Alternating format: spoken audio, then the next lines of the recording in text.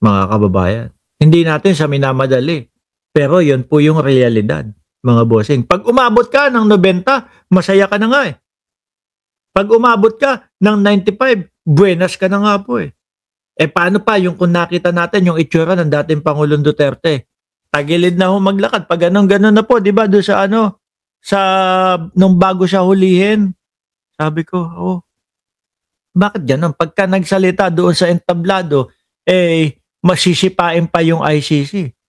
Tapos nung pababa na, parang tagilid na. Tapos nung nagsasalita, mahina na din ang boses. Baka magkaganyan no si Bato de la Rosa pagka lumutang at nakita ulit natin. Ano? Katutok si Darlene Kai.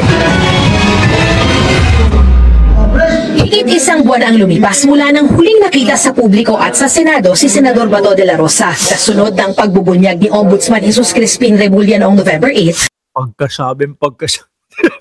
Pagkasabi ni Ombudsman Remulla, si Bato may warrant of arrest na. Kinabukasan, wala na, hindi na nagpakita eh. Kinabukasan, wala na eh. Hindi na pumasok sa Senado eh. Ganun lang pala si Bato, Samantalang ang yabang-yabang. Mick Madi, come on Mr. Trillanes, Mick Madi.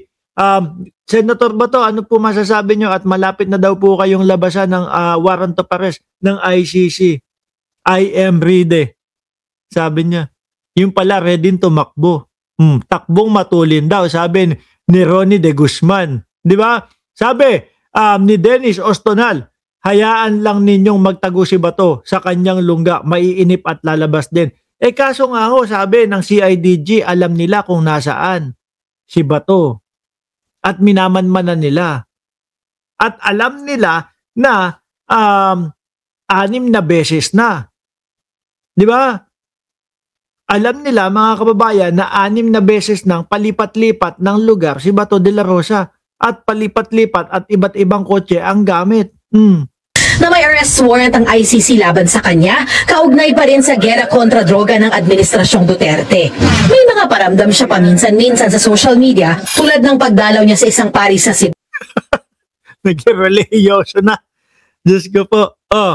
At sa pagpo-post ng picture niya na Putik na yan. Yan ba gagamitin ni Bato de la Rosa kapag kasakaling nagtatago na siya? Para mag-disguise. Ayan yung tsura.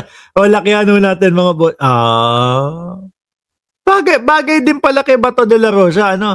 Kapag ka may buhok po tapos medyo straight po. Straight yung buhok. Di ba? nakawig.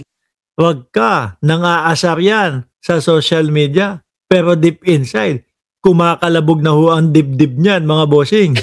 Ang pinakahuli, ang pagkomento niya sa post ng kanyang asawang si Nancy. Sa post, may larawan ng isang lalaking nakatalikod. Ano daw? Thanks for dropping by. Miss you. Nancy De La Rosa Abo. Tingnan niyo notice sino. Okay, ibig sabihin, pinasyalan ni Bato de la Rosa yung ano. Bakit hindi mo isama dyan sa pagtatago mo para at least yung mga huling mga araw mo dyan sa Pilipinas na kasama, kasama mo yung mag-iina mo o kasama mo yung pamilya mo. Di ba? Baka naman mamaya nandiyan ka lang sa loob ng bahay nyo, kunyari lang. At caption na nagpapasalamat sa kanya raw pagdalaw. Hindi malinaw kung saan o kailan kuha ang larawang yan. Pero, ang sabi ni DILG Sec... Ito na, pakinggan nyo, mga bossing. Siguro, habang binabanggit po ito ni Secretary John Vic Remulla, na minamanmanan namin si Bato de la Rosa, sinusundan namin, alam namin yung mga lugar na mga pinuntahan niya. Siguro, lalong kinakabahan si Bato de la Rosa, hindi siguro mapakali yun. Sino kaya dito ang sumusunod sa amin? Hinahanap siguro kada lalabas. Kasi pati mga sasakyan Pati sasakyan, alam nila kung ilang beses magpalit po Secretary John Vic Remulla, alam nila kung nasaan si De La Rosa. Palipat-lipat siya ng mga bahay. Ayan, palipat-lipat siya ng mga bahay sa mga kaibigan. Naku po, mga boss, kapag ka-official na merong warrant of arrest si Bato de la Rosa at kinakanlong ninyo at tinatanggap ninyo at tinutulungan nyo magtago yan, mukhang may kakalagyan din kayo. Di ba? Ano po ang pwedeng ikaso sa mga yan? Obstruction. Pwede. harboring of criminal o fugitive. Pwede.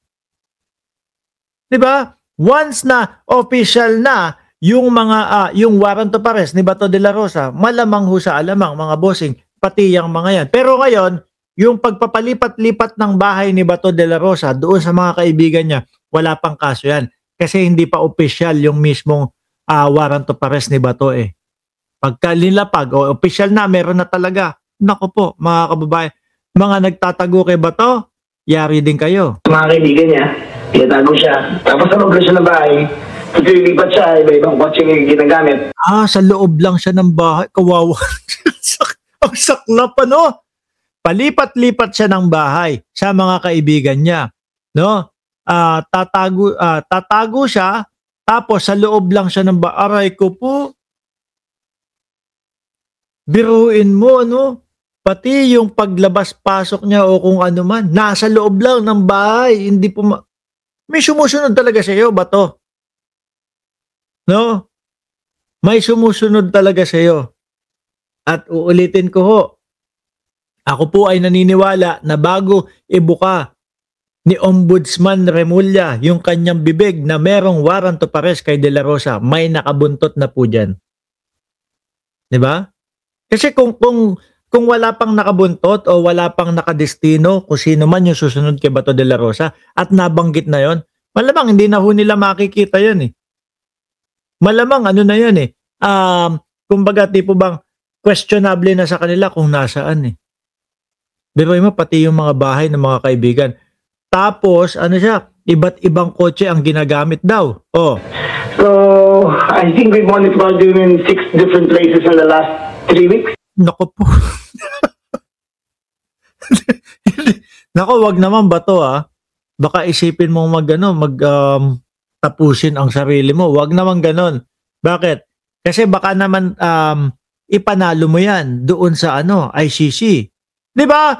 Sabi ni Kap Nino Barsaga, "Good morning my loves, Mark Ramos." Nako Kap, shout out sa iyo. No, eto si Bato. Sabi ng CIDG 6 na iba't ibang lugar na daw ang pinaglilipatan ni Bato de la Rosa, mga bahay ng kaibigan. At minamanmanan at sinusundan na daw halos 3 linggo na. Oh. Tingin ko kahit saan magtago si Bato de la Rosa, wala na, nabuntutan na po siya eh.